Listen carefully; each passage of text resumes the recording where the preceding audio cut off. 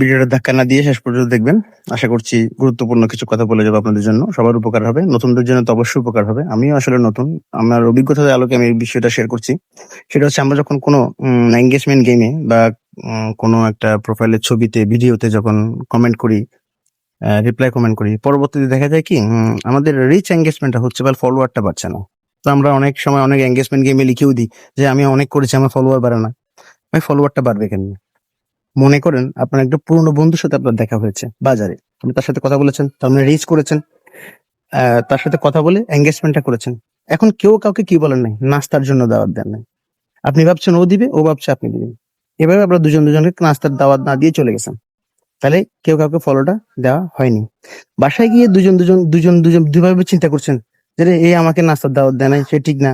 আপনিও বাসায় গিয়ে বলছেন সে আমাকে নাস্তার দাওয়াত দেয় নাই, ঠিক না। বিষয়টা হচ্ছে ওই জায়গায়, মানে আপনি বলছেন সে ফলো দিবে, সে বলছে আপনি ফলো দিবে। মানে এভাবে আমরা একটা কি একটা মানে মারপেচের মধ্যে পড়ে আছি। আসলে এগিয়ে গিয়ে কাজ করতে হবে। ফলো আপনাকে এমনি এমনি কেউ দিবে না।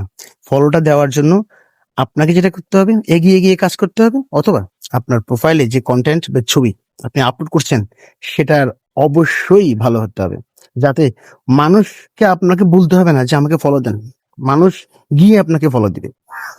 তো ধন্যবাদ। ভিডিওটা ভালো লাগবে শেয়ার করে দিবেন আর ফলো দিয়ে পাশে থাকবেন।